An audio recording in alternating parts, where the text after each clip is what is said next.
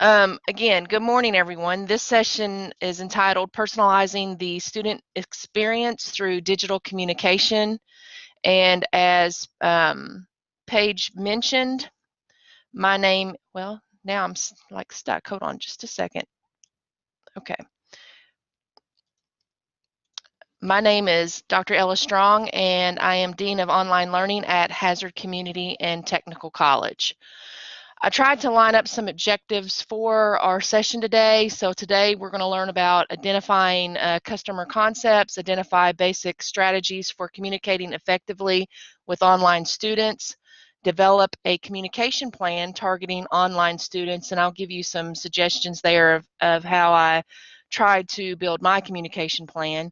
And then we will end with create a positive tailored experience, which will actually include a demonstration. So first of all, when we talk about communication, we need to identify who our customers are. And that includes internal and external customers. And I know sometimes when we talk about customers in an educational setting, we don't always use the term customer. But I thought I would look up a definition, and basically customers are people who need your assistance, period. They are not an interruption to your job. They're the reason you have a job. And some of the ones to think about as far as the ones we would deal with, of course, students would always be number one customers. And then our coworkers are also our customers, and we may not think of that, as being a customer. And then, of course, community members, and there's probably several others that we could think of. So thinking about our students, what do they want, or what we hope they want? High academic standards, professional services and adequate facilities, friendly, approachable staff, both academic and administrative. Really, when we think about our students and their mindset, they really what? They want to be heard, they want to be understood, and they want to be cared for. Just to throw some numbers up for you, when companies lose customers, and that even includes, even though we're an institution, we're still kind of a company. I found some data to just share with you. Customer passes away is about 1%. Customers move away, that could be 3%. Customers influenced by friends to leave a company or even a college is 5%. Or they may be lured away by competition, which is about 9%. So competition for us, think about KCTCS in general, who are our competition. The four-year colleges, of course, many of the online like Phoenix or WGU, and then customer dissatisfaction with the product, 14%. But overwhelmingly, 68% of the time, when we talk about losing students, it could be because of poor service or rude or indifferent attitude. And some other numbers to think about that I didn't really put on here, I've just got them down in my notes to share with you. When we're talking about our students in general, and this was just taken off of a report that I found from last year, but 96% of dissatisfied customers don't complain. So you think about the students that don't come back, and we know many of them have personal reasons as to why they don't come back, but if they have an issue that has occurred within one of our colleges, just think about it. Some of them don't even complain. They just don't come back. They go on to somewhere else, or they're coming into admissions and they couldn't get registered. They're not going to come back. They're just going to leave, and they're not going to complain about it. And another thing you got to think about is a dissatisfied student. You have many of them that will tell 9 to 10 others about their negative experience. And vice versa, you also have them tell about the positive experience. And some will tell more than 20. Some basic strategies that we probably use right now if you've worked with your public relations department, we all use social media. We're using analytics. We use website management. Those are some of the things that are already out there. but sometimes we might want a personal touch in a communication, and sometimes that could get lost in digital communication. Because think about when you're on campus, what do you have that you can share in communication strategy, both verbally and orally, or even physically, just watching? You have smiles. When you're walking past someone, you can smile. That's contagious. Make eye contact, making friendly comments. Well, that's kind of hard to do in a digital arena or environment.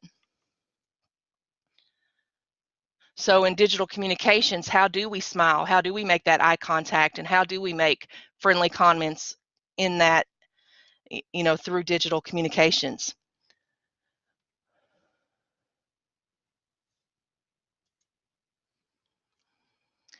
Here's some other strategies to think about. Engaging your online students with valuable information. So making sure that when you're communicating with them, you're providing them some valuable, tangible or intangible piece of information. Being transparent and authentic. I know in the academic setting, when we're teaching online, the big thing that I always try to stress to online instructors are, when you have a meet the instructor component in your class and they're learning about you, you're making it a little bit personable, so you're being a little bit transparent about yourself. Use I statements that I will help you do this, I will do this. That way the student knows that. Keeping your responses short. I think sometimes when we send emails out in general, they can get a little long, and with students, and I think even with coworkers, if the email gets a little too long, it becomes a scanning the email instead of a reading the email. Monitoring your tone of voice. Even though you may not be speaking verbally in a communication to students, you still have a tone to how you type. Tailor the message to the target audience. So whichever group you're targeting, making sure the message is for them. And then keeping content relevant and staying on message.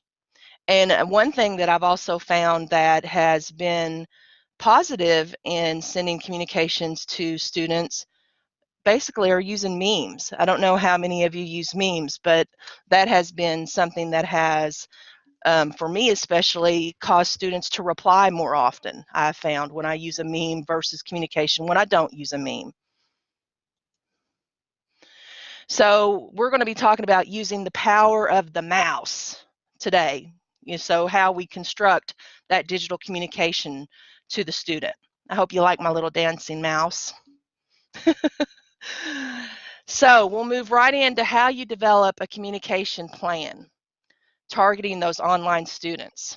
So the first thing in your plan, and this is something that I sat down and done, and you all probably do it in some form or fashion too, but identify the specific groups of the online students that you have or that you want to communicate with. So it could be those students that are taking at least one online class, or those students that are taking only online classes. It could be high school students who are taking online classes that you might want to send different messages to them because they may need more support or something else. Your first time students, the very first semester, and they're taking an online class. Undecided students, maybe a specific adult learner group that you want to focus. Diversity students, and there may be many others. And let me stop just for a second because I hear the ding and I just want to make sure there aren't any questions as we're going along. The next thing you want to do after you identify your groups is to create a timeline of when you want that communication to occur. I know that many times when you start to communicate with students, it's kind of hard to judge what is enough communication and what can be too much communication. So you kind of have to think about that when you're developing your timeline of when communication will occur. Will it be something that you'll do every 2 weeks? Is it something that you do beginning, midterm, and end of term? And again, this is outside of anything that admissions or recruiters or anything else might be doing. So keep that in mind too, because you've got so many different groups within the college that may also be communicating with your students or even coworkers. I'm going to focus primarily on students for the presentation. And it may be when specific events are happening, such as registration is opening or completing course evaluations, whatever that event might be.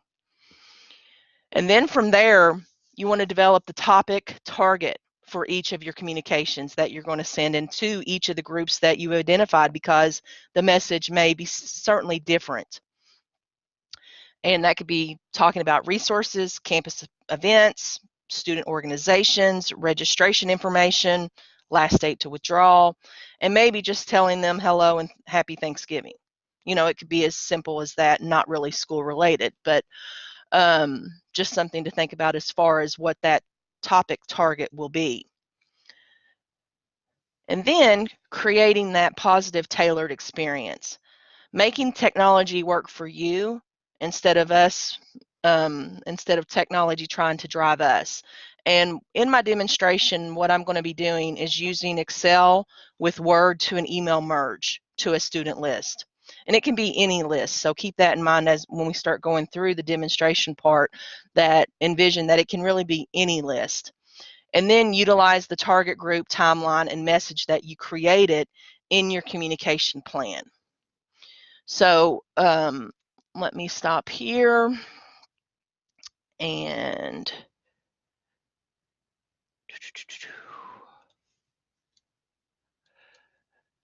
are you seeing just the spreadsheet?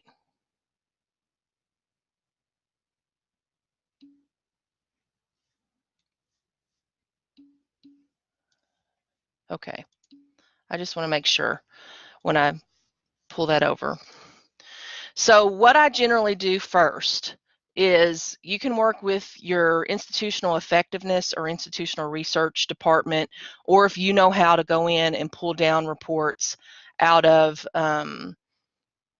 DSS or PeopleSoft, you end up usually with some type of an Excel file. And I made up a generic one here, and I've pulled in names that I kind of know that are on the participant list, and so you probably are seeing something that might be similar if you are in habit of looking at reports that you might get, and you have different fields in the Excel spreadsheet, usually a term description, the college, you have a student ID, a name, phone number, contact information. You could also have perhaps indicating that they are an only online student for, say, for the fall 2017 semester, whether they're full-time, part-time, hours enrolled, GPA. So you can get all this different information depending what kind of report you pull down. And like I said, I just kind of populated this one as a demonstration file. So when we get ready to send the email, the ones that are on this list here will actually get a copy of the email that I'm going to send out during the demonstration. Let me delete this bottom one. And sometimes when I get reports, they have the name all in one column. And I like to have the communication actually have the first name of the student that I'm communicating with. And so I usually will just use a feature that is in Excel that I can actually break apart the last name from the first name. And the way that you do that is really you just highlight, and you can actually highlight the whole column. You don't have to highlight just the names, and then click on data and text to columns. And from here, you can leave it as delimited and click next. And then you put in what is going to determine, is going to break up that name. So we know there's a comma and we know there's a space. And then down here you kind of see the preview of how it's going to separate the first name from the last name. And then you want to show Excel where you want it to start. And I want it to start in this next column that I've already got named. And then you just finish. So that kind of breaks out the name. So you have that first name separated out. And then that's really all you do. That's all I do anyways in the spreadsheet, is just to try to break that information. And then what you want to do, and I've already prepared a draft for Word, that you want to go ahead and craft what kind of communication that you're going to send. And this is somewhat of an example that I've used last semester, and what I do is I highlight the fields and the information that I'm going to change with the students' information that I'm communicating with.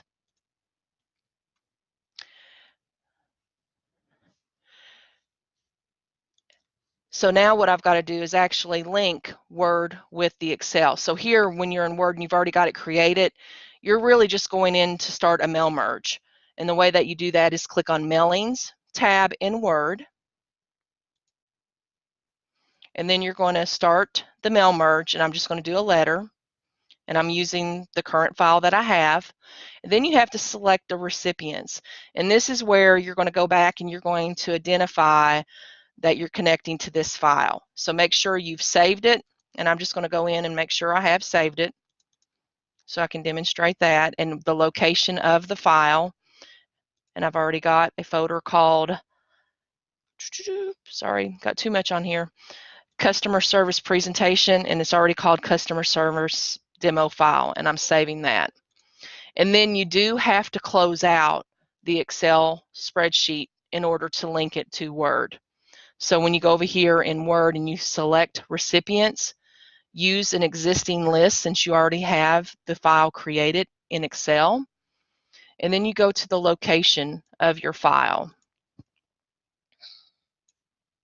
and select the file and open. It will come up and ask you for what tab it is in, and usually it is the first one unless you are working in a file that has multiple tabs, so you just want to make sure you pay attention to that. And then from here is where you actually start doing the customization.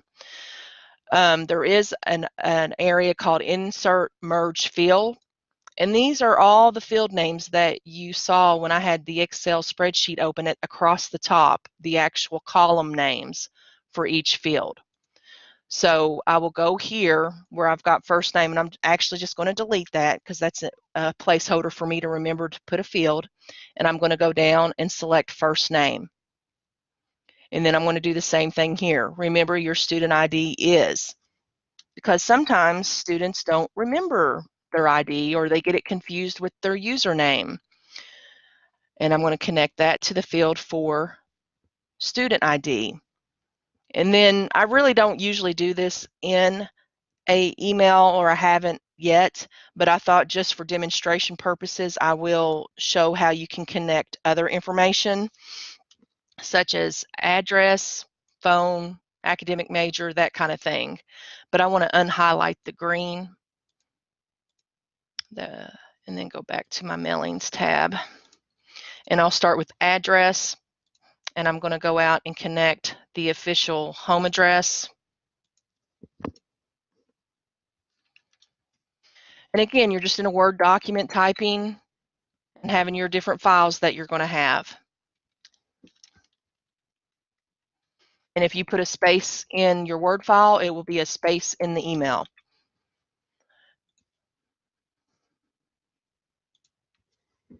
Oops, I already did that one.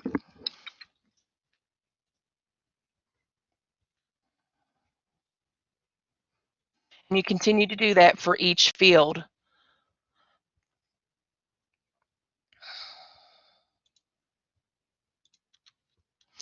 And I know many times we want them to confirm their major because sometimes their major is not always correct in PeopleSoft.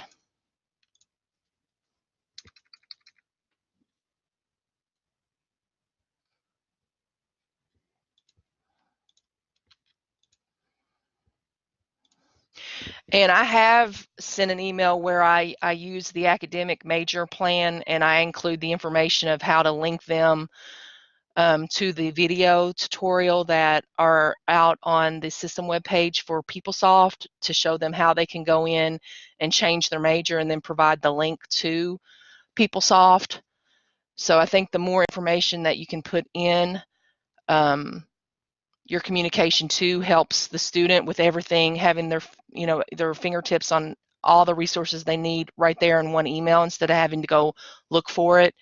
And something I usually do is just something to send to them so they can like take a break or chill. I always try to do a random video, and I'll be honest, I don't even know what that one is.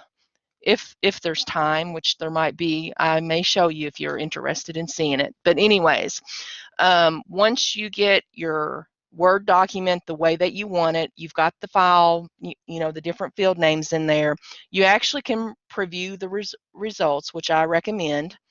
And this allows you to go through and just look at the information, because when I first started doing this, I didn't trust it. And so I would go through every recipient and make sure that the information that I had for, say, example, whatever I had for April, that the ID was correct, and the ad, you know, whatever information I would have been using was showing up. And I did spot check several times, but I've gotten to where I do trust it pretty much. So you can see all the different ones that are out there. And then there's the blank one at the end, which will not go anywhere when you get ready to do the actual email merge. So you can go off of your preview results to go back to the field view. And then here, really, it's simple that you're just going to finish and merge that document. Once you have your document the way you want it, you've got all your fields in, you go to finish and merge, and then select send email message.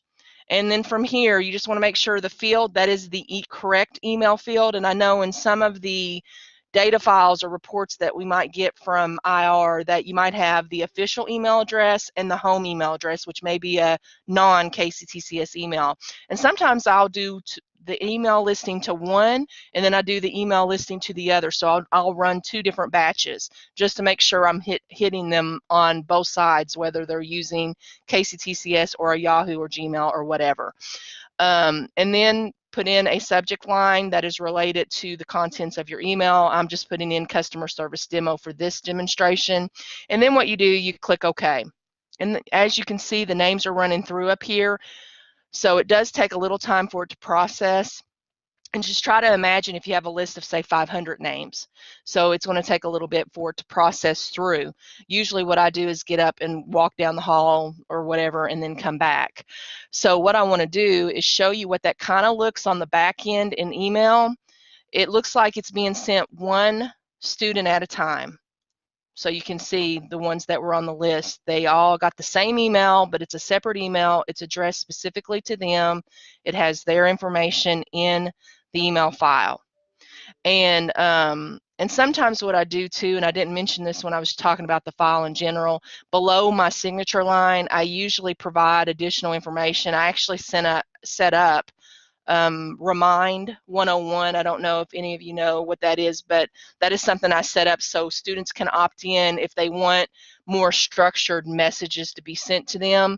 And that's probably another training session, but I use that a lot too throughout the semester. Just when, like, when October 1st hit, I sent a Remind 101 out to the students, and then additional resources for the student. So that's what it kind of looks like on the back end in your sent email. It just looks like it's sent one at a time.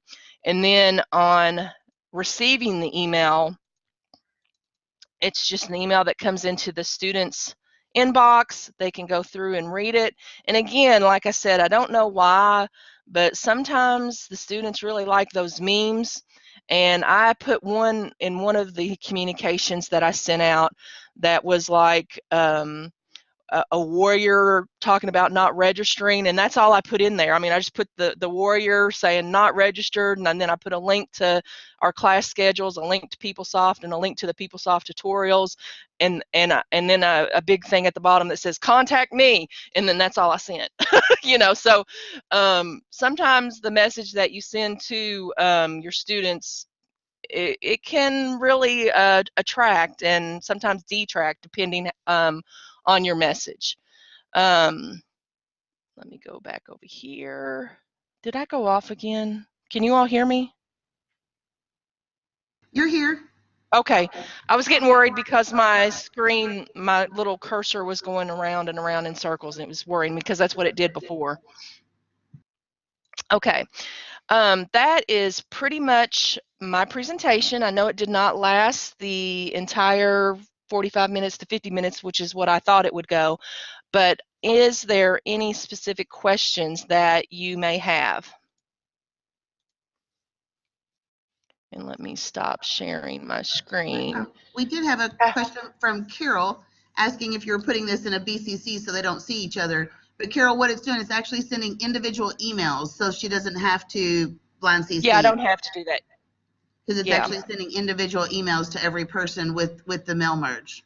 Right. See, here's one of the messages that I sent. You can, let me open it up so you can see it a little better. This is actually in the sent. It's sent from me to Paige, and there's no one else on the email. So it's like it's sending an individual email to the email list when you're sending it. So you don't have to worry about doing a blind carbon copy because they're the only one that's getting that email. It's just that everyone that's on your email list from your Excel file is getting that same email. Let me bring that back up to that file.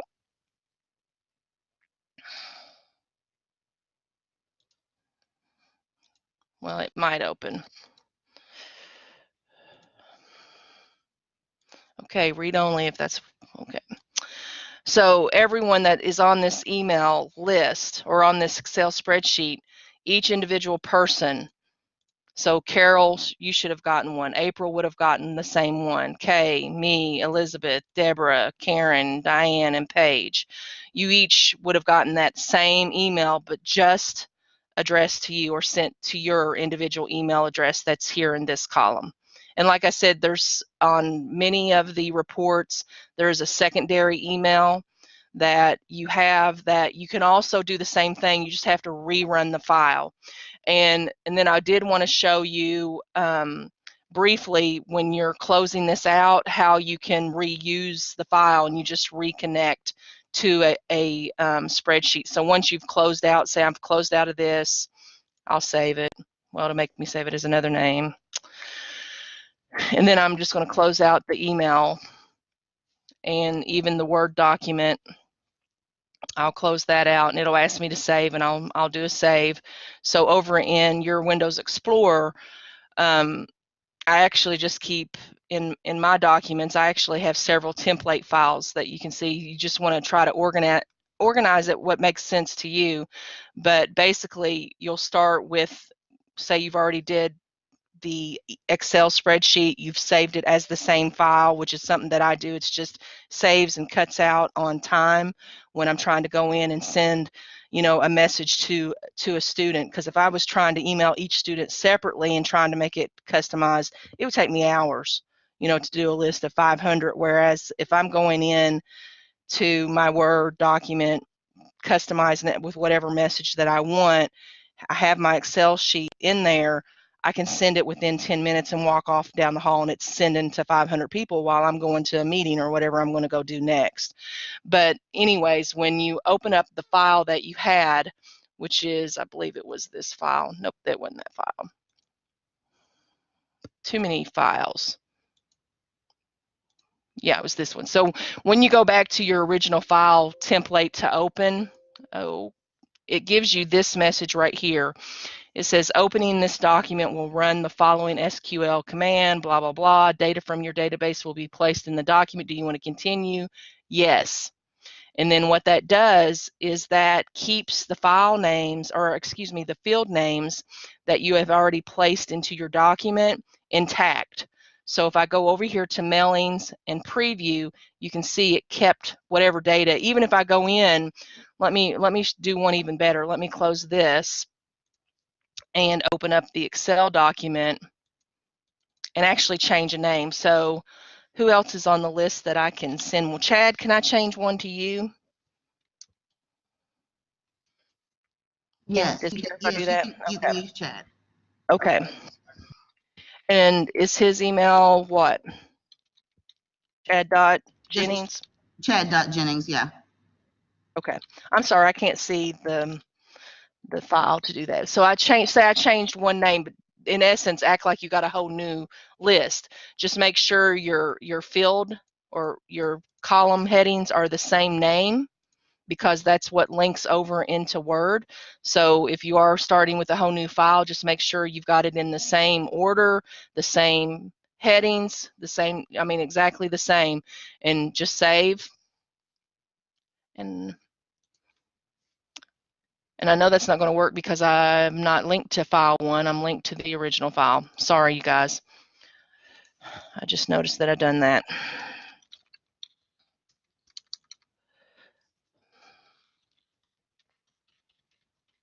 Oops, better change to Chad there.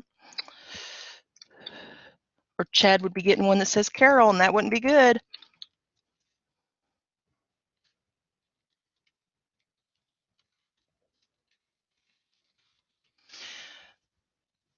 Okay, now I'm going to save this as the original file that I used. And then if I go back over to my Word document, again, I get that same little message. I say yes. It brings up my Word document. So now if I do the merge again, go under mailings. And again, you could, if you're adding, say your field names change, you can just, in Word, you just backspace to delete it. Okay, and then you can go back into insert merge and then add a new field if that's what you're needing to change something. But then you go over to finish and merge, send email message, and then I'm going to do it again. It'll go to everyone else again, and I apologize. So you're getting duplicate emails there. But you can see it's sending, and I'll leave that up so you can see kind of how it's running there. And again, it's sending an individual message to each individual student that is on the Excel spreadsheet. So now you can see it did go to Chad. I changed it. Again, it looks like it went just to him. So that way, when you're pulling that same file back up, it will stay linked. You can tell it no, and it'll come up, and you just have to go back in and reselect a new list if it's a different list with a different name, different fields, whatever it might be. But yeah, and when you say source file, are you talking about this Word file and the spreadsheet, or just the Word file, whoever was wanting that shared, or both? Yeah, I think they're wanting the Word file, and they've also asked now for your PowerPoint as well. Okay, which I did already send that to you, but yes, yes, so I'll get that out. And so yeah, I'll send these. I'm sorry, Ellen, we did have a few questions come in. Okay, let me switch over to not sharing my screen anymore. I don't think I've missed it. Maria is asking if there is a limit on the number of students you can correspond with using a mail merge, or have you run into any limits? I haven't. The highest that I've done is 883, because that's how many only online students I have this semester, and I did send a couple emails targeted to that group. So I know it will do 883. It's a little different because I know when you're doing a email to a group of students, even if you're putting them in blind carbon copy and you can't go over 500, that is a restriction in the email. But when you're doing it this way, you're not hitting that 500 limit because it's sending one email to one student. So I would say there probably is no limit. The only thing that you have to worry about is the time it takes to process to send the email. So you might need to walk away for like 30 minutes while it's going through the email and actually generating that message to your email and then to the student's email. Good advice. I've got Lori Maltby is asking, do you only use email to communicate with students? No, there's different ways to communicate too. And I use the Remind 101 that I mentioned briefly, where the students can opt into a text. That's one thing I found too, that students really, I'm sorry, I feel like I'm echoing, but it really feels like, okay, good, thank you, that went away. That was distracting me. But text is a big thing. I think students, especially the younger ones, really like the text messaging that they can opt in. And Remind 101 is one of the ways that I do it outside of using email. And then I have used in the past Facebook groups of students and letting them opt in. And then I've got a e-community in Blackboard to push information there. So I think you just have to think of the different ways that students will respond. And I think every generation is different. I think older students respond to different types of communication. They like phone calls, I've found, and some of you probably have found very similar experiences, but I know that older students really like the communication. There's some younger ones that like it, and I call them, they're the social butterflies. Even though they're millennials, they like being on campus, they like being around the crowd. But I think you have to try different things and then find what works best. Thank you. Um, Elizabeth Cole was also finding or saw the option about the text messaging opt-in tool that showed at the bottom of the email. Is that what you were just talking about with Remind, or was there another option that you saw, Elizabeth? And she's also asking if we have access to a robocall app. Not that well, I'm aware of, but schools well, don't. they actually, it's not really a robocall, but they have, I forget what it's called. There is something, a radius that they can send out information, and I don't think it's a robocall. It's like email. It's not or text. It's not a call. I don't know. I don't think we have robocall. I don't know if I would want robocall. I hate them when I get them at my house. Connect might be able to be used. I've not used it that way.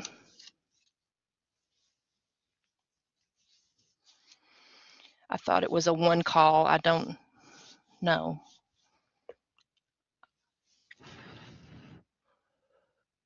I'm not sure, Lori, what you mean by one call.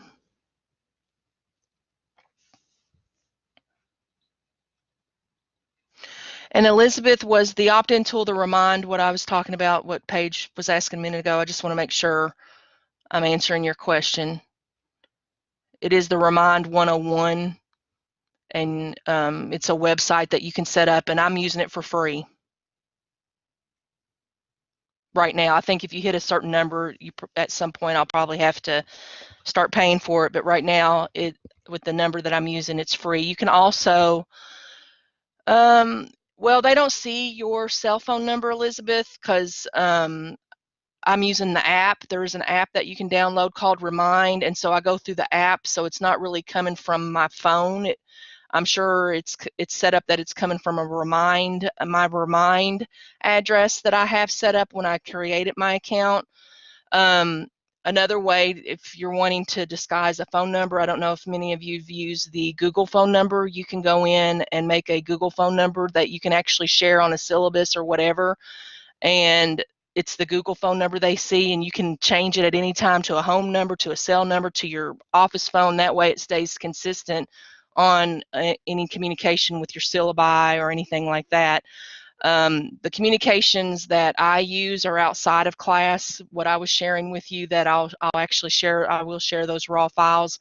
I don't do that. It's not pertaining to a particular class, but something that if there are faculty that are on this training session, something that you can do that I started using this semester that I don't know why I didn't think of it before, but using the same approach with merging an Excel with a Word document, I've gone into Blackboard, downloaded my gradebook into Excel, and then I linked Excel to a Word document and set it up with a class status, so it looks like a class check sheet, so it shows all the different assignments, and then I went in and put my merge fields on the right-hand side, and then I have another column for total possible points possible, and I started sending that out at the 1st of November, and students really like that. I think they liked it better than having to go in. I had one student said they would rather, I guess, anything, not calling students lazy or anything, but so they didn't have to go into Blackboard. I sent it to them on their email, and it's just right there in their face that they've got a status on assignments that were missing or points that they actually got and what their total points were at the end. And it's like it motivated them to get in and start working the ones that had slacked off a little bit. And then I started doing it every 2 weeks. I did it in the middle of November, the end of November, and then again just last week. And I set it up the same exact way. Let me see if I've got that one all see if I can share that with you just to show you what it kind of looks like.